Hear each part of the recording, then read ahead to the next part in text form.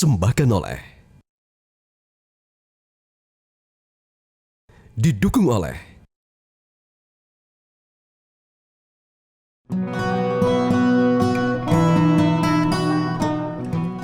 Anda kembali dalam Khazanah Islam Metro TV, masih bersama dengan Profesor Kiai Haji Nasaruddin Umar. Prof, biasanya setelah Ramadan itu beramai-ramai melakukan puasa Syawal ya, puasa 6 hari.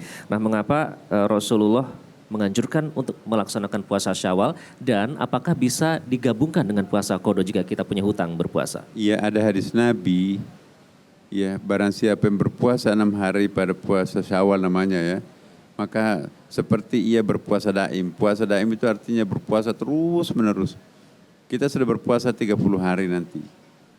Tapi kalau kita lanjutkan berpuasa 6 hari, yaitu misalnya hari kedua, 3, 4, 5, 6, 7, ya, jadi 6 hari ya.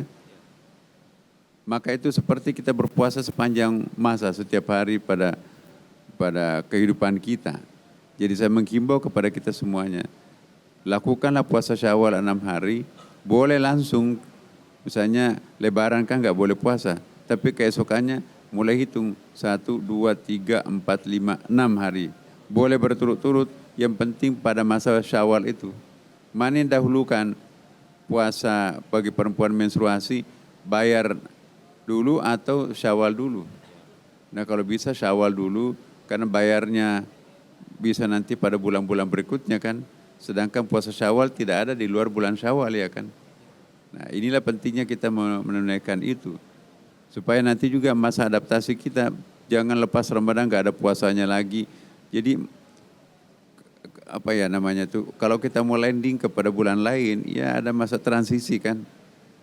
Masa transisi itu kita tidak berpuasa 30 hari bulan Syawal, cuman 6 hari aja. Nah, sesudah itu nanti mungkin puasa Senin Kamis atau puasa Daud. Enak kan? Apakah ini juga bentuk upaya menjaga ibadah yang selama ini dilakukan selama bulan Ramadan setelah puasa lewat, agar ibadah tetap terjaga, Prof? Iya, betul. Masa transisi itu harus dilewati.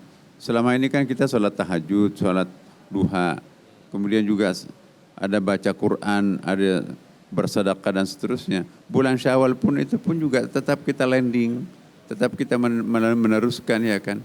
Hablum minallah, jalan terus, hablum minannas juga jalan terus. Dan dengan demikian insya Allah kita akan sampai kepada usia kita yang ditentukan oleh Allah dalam keadaan husnul khatimah. Nah, kalau kita husnul khatimah, saya kira ini cita-cita kita semuanya.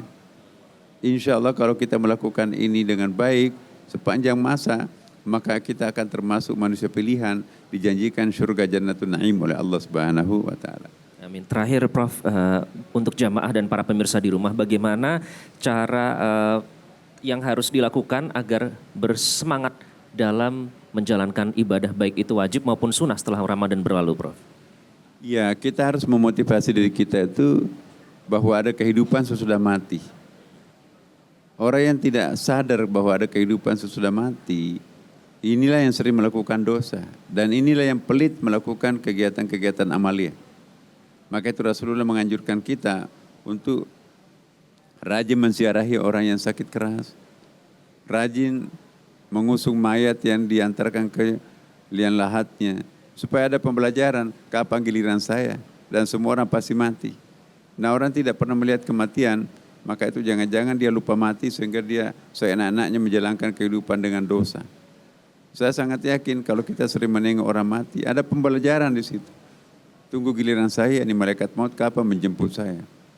Siapa yang menanam bibit surga akan masuk surga panennya kan. Siapa yang menanam bibit neraka, tentu panennya juga neraka. Nah, apa yang saya tanam selama ini? Jadi introspeksi itu sangat-sangat penting, muhasabah itu. Maka itu di Istiqlal ini kita setiap malam Jumat itu ada muhasabah. Kontemplasi, ya penuh juga di Masjid Istiqlal ini. Bagaimana orang kota yang kering, bagaimana orang kota yang pengap, bagaimana orang kota ini yang hanya melulu disuguhi dengan kepentingan pragmatis, dia perlu tempat untuk curhat kepada Allah. Curhatlah kepada Allah di atas sajadah. Problem apapun yang Bapak Ibu, para pemirsa hadapi, lebih baik kita curhat kepada Allah di atas sajadah daripada orang lain yang juga sebentar lagi akan dibongkar rahasia kita kan. Semua persoalan selesaikan di atas sajadah. Sajadah itu kapling surga lebih awal tiba untuk menjemput kekasihnya. Barang siapa yang menyelesaikan persoalannya di atas sajadah, wa takunul jibal kal'ihnil manfush, kata Allah, maka beban yang menggunung di pundaknya akan berterbangan bagaikan kapas yang sangat ringan. Kita jangan menyelesaikan persoalan kita sendiri para pemirsa, terlalu berat. Seberat apapun serahkan kepada Allah, wala haula wala quwwata illa billah. Inilah yang kita baca. Ya Allah, seberat apapun beban kami, Engkau maha ringan untuk menyelesaikan persoalan kami. Ambil air wudhu, sujud di atas sajadah, rasakan bagaimana pertolongan akan datang. Idza jaa nasrullah wal fath wa ra'aitan nas yadkhuluna fi dinillahi afwaja. Semua berlomba-lomba akan menolong kita. Kenapa? Karena kita dekat dengan Allah Subhanahu wa taala. Godaan setan mungkin akan jauh lebih besar setelah Ramadan, Prof. Apa yang harus menjadi pengingat kita supaya tidak melakukan dosa tersebut? Jangan pernah membuka rantai setan yang diikat di dalam bulan suci Ramadan. Rantai setan itu di dalam diri kita, pengendalian diri kita untuk memainkan nafsu. Jangan membidik harta orang lain. Jangan menengok tetangga yang itu punya orang lain. Maka itu proteksi dirinya untuk tidak berpikir negatif. Nah, jadi sekarang ini kan kita ada yang disebut dengan algoritma ya kan. Algoritma kehidupan ini kalau dalam pikiran kita tuh porno terus menerus, maka WA yang dibuka muncul pornonya. Instagram dibuka muncul itu semuanya. Begitu kita melihat pergi ke pasar kemanapun juga, yang di pikiran kita itu semua yang terbayang di hadapan kita.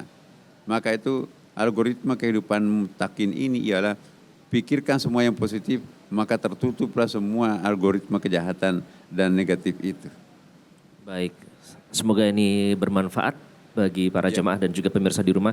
Terima kasih Prof atas segala ilmu yang sudah diberikan dan juga pencerahannya.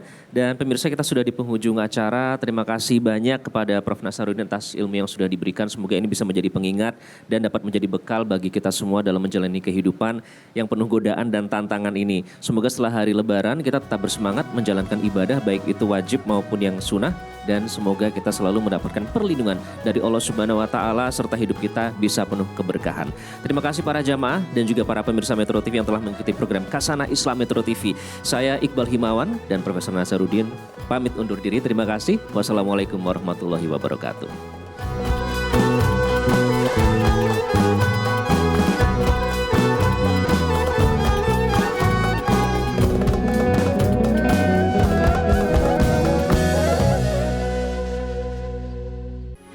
Metro TV.